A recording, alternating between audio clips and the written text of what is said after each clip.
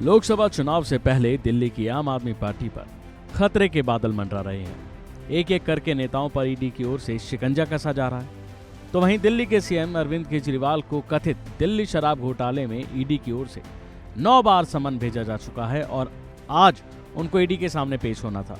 लेकिन इससे पहले ही अरविंद केजरीवाल ने दिल्ली हाईकोर्ट का दरवाजा खटखटाया है और कोई दंडात्मक कार्रवाई नहीं किए जाने की मांग की है।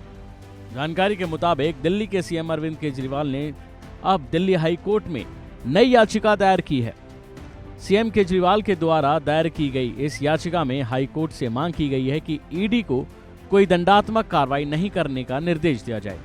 सीएम केजरीवाल ने हाईकोर्ट से कहा कि ईडी को कोर्ट के सामने यह आश्वासन देना चाहिए कि अगर मैं समन का पालन करता हूं तो मेरे खिलाफ कोई दंडात्मक कार्रवाई नहीं की जाएगी। बता दें कि दिल्ली हाईकोर्ट आज इस मामले की सुनवाई करने वाला है। बुधवार को दिल्ली शराब नीति मामले में हुई सुनवाई के दौरान दिल्ली हाईकोर्ट ने 22 अप्रैल की तारीख लगाई है और इससे पहले भेजे गए समन पर पेश नहीं होने के मामले में उन्हें शनिवार को ही दिल्ली की राउज एवेन्यू कोर्ट से जमानत मिली थी। तो वहीं उन पर बीजेपी नेता ने किस तरह निशाना साधा, अब ये सुनिए। देखिए, कल भी माननीय न्यायालय ने स्पष्ट किया था कि आपको जांच एजेंसी के सामने जाना चाहिए।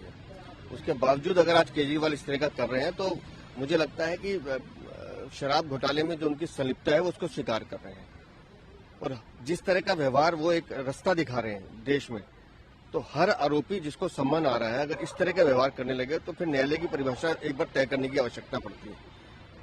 और केजरीवाल जो अपने आप को कट्टर ईमानदार कहते हैं, मुझे ऐसा लगता है कि उन्हें चाहिए कि जाके जांच एजेंसी के सामने जाए, अपनी स्थिति स्पष्ट करें। क्यों एक कायरों की तरह बर्ताव कर रहे हैं। अब आपको सुनाते हैं ईडी और बीजेपी पर आप नेता आतिशी ने क्या क्या हमले किए, सुनिए। देखिए, आज के दिन में ये बिल्कुल साफ है कि ईडी एक इंडिपेंडेंट इन्वेस्टिगेटिंग एजेंसी नहीं है। ईडी भारतीय जनता पार्टी का एक पॉलिटिकल टूल है, एक राजनीतिक हथियार है।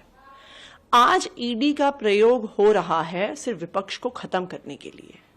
ईडी अरविंद केजरीवाल जी को जांच में भागीदारी के लिए नहीं बुला रही है, वो उनको गिरफ्तार करने के लिए बुला रही है कि वो चुनाव में कैंपेन ना कर सके, कि जो भारतीय जनता पार्टी चाहती है कि उनकी मेजॉरिटी आए, उनकी सरकार बने, उसमें विपक्ष के एक महत्वपूर्ण नेता होने के तौर पे अरविंद केजरीवाल प्रचार ना कर सके। क्योंकि अगर गिरफ्तारी उनका लक्ष्य नहीं होता तो कोर्ट में कह देना कि हम गिरफ्तार नहीं करेंगे। क्यों जब हाई कोर्ट के सामने कल एक याचिका दायर हुई और हमने नो कोअर्सिव एक्शन की मांग करी, गिरफ्तारी ना होने की मांग करी, तो उसका ईडी ने विरोध क्यों किया? वो वहां पे क्यों खड़े होके कहते हैं कि नहीं, इस पे हाई कोर्ट को कोई एक्शन नहीं करना चाहिए? तो बिल्कुल साफ है कि ईडी का मकसद जांच नहीं है, ईडी का मकसद अरविंद केजरीवाल को गिरफ्तार करना है।